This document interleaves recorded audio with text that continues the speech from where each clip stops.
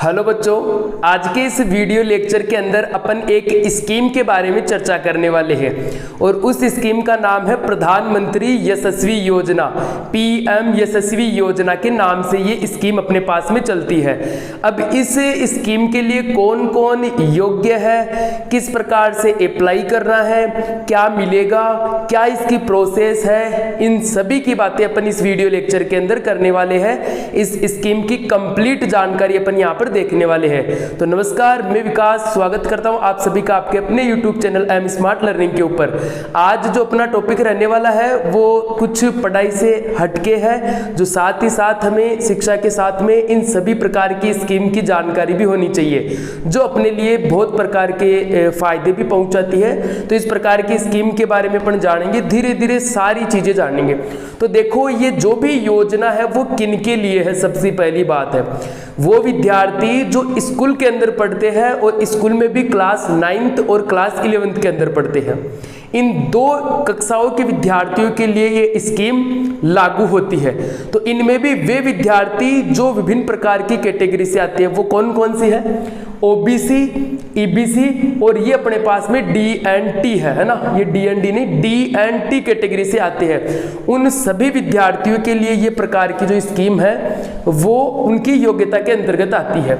अब यहाँ पर और बात की जाए तो अभी आपको पता है कि जैसे सेशन चल रहा है अपना 2023 और 2024, तो इस सेशन के अंदर जो विद्यार्थी कक्षा 9वीं और कक्षा 11वीं में है, इसका मतलब जिसने पिछले साल 2023 में 8वीं क्लास और 10वीं क्लास उत्तीर्ण की है, वो इस योजना के अंतर्गत फॉर्म भर सकते हैं। फिर अगर अपन बात करते हैं कि इस योजना के अंतर्गत जो 9वीं क्लास का छात्र है उसकी आयु क्या होनी चाहिए। 9वीं क्लास का जो छात्र है, 9th क्लास के जो स्टूडेंट है, वो 1/4/2007 से लेकर 31/3/2011 के बीच में जन्मा हुआ होना चाहिए।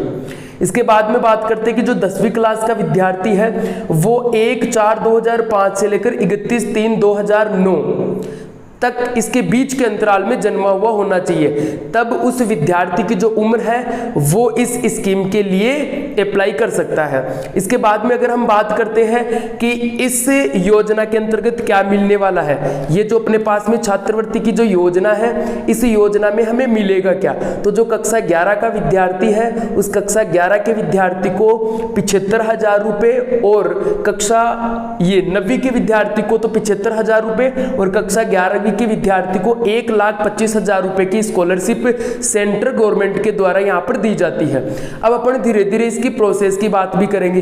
इसकी जो प्रोसेस है ये पहले 2022 में ऑनलाइन मोड में भी हुई थी, लेकिन जो करंट अपने पास में नोटिफिकेशन है, उस करंट नोटिफिकेशन के हिसाब से ये जो परीक्षा अपने पास में होने वाली है वो OMR बेस्ड होगी, यानी कि जो ऑप्शनल टाइप के क्वेश्चन आते हैं अपने पास में, उस प्रकार के ऑप्शनल टाइप क्वेश्चन, ये जो अपने पास में MC क्वेश्चन आते हैं ना, उस प्रकार के क्वेश्चनों की ये अपने पास में एग्जाम है। अब यहाँ पर अगर अपन देखते हैं कि OMR एग्जाम होगी और इसने सबसे पहले यहाँ पर जो एग्जाम डेट है उसको भी डिक्लेयर कर दिया है। वो एग्जाम डेट क्या अपने पास में 29 सितंबर और 2023, ये अपने पास में 29 सितंबर 2023 को एग्जाम कंडक्ट करवाई जाएगी। और जो कंडक्ट करवाने वाली एजेंसी है वो NTA नेशनल टेस्ट एजेंसी है। और जो केंद्र रहेगा परीक्षा का वो आपका जो गृह जिला है, जैसे अगर कोई भी विद्यार्थी है वो जयपुर जिले से है तो उसकी एग्जाम जयपुर जिले के अंदर ही होगी। इसके बाद में अगर अपन और बात करते हैं यहाँ पर कि जो सिलेबस है वो किस प्रकार से सिलेबस रहने वाला है, तो सिलेबस के अकॉर्डिंग अगर अपन बात करते हैं तो 4 प्रकार के विषय यहाँ पर शामिल किए गए हैं। वो सबसे पहला अपने पास में मैथमेटिक्स के 30 क्वेश्चन आएंगे और सारे ऑप्शनल क्वेश्चन होंगे MCQ टाइप के, और प्रत्येक क्वेश्चन 1 नंबर का होगा और एक क्वेश्चन सही होने पर 1 नंबर मिलेगा और गलत होने पर कुछ भी नहीं कटेगा। इसका मतलब इस एग्जाम में कोई भी नेगेटिव मार्किंग अपने पास में यहाँ पर नहीं है।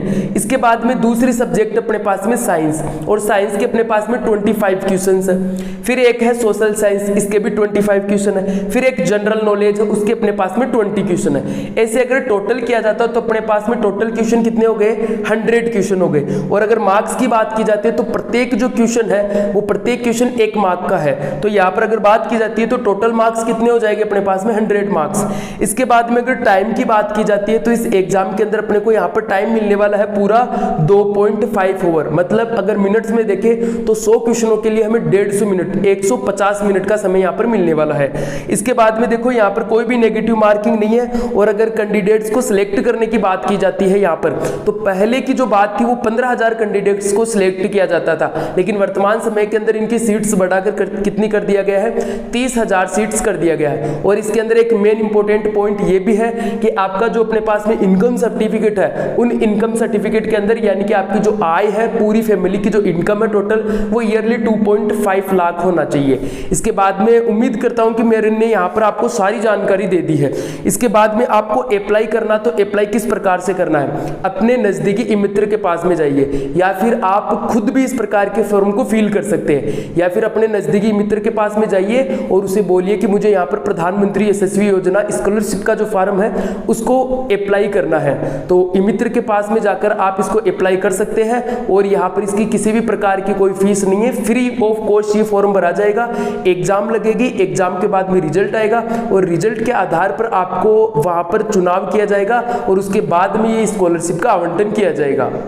तो उम्मीद करता हूं इस वीडियो लेक्चर के अंदर आपको प्रधानमंत्री यशस्वी योजना के बारे में संपूर्ण जानकारी मिली होगी। दोस्तों, पढ़ाई के साथ साथ में इस प्रकार की वीडियो भी मैं यहाँ पर आपको समय समय पर उपलब्ध करवाता रहूंगा। तो ये वीडियो बहुत सारे विद्यार्थियों के लिए कामगर है जो अभी वर्तमान समय के अंदर 9th क्लास में है और 11th क्लास में है। तो इस वीडियो को ज़्यादा से ज़्यादा शेयर कीजिए ताकि जिन भी विद्यार्थियों को इस प्रकार की स्कीम्स का पता नहीं है, और रियलिटी रहती है कि बहुत सारी योजनाएं ऐसी है अपने पास में जिनका हमें वास्तविकता से पता ही नहीं होता है और उनका लाभ अपन उठा ही नहीं पाते।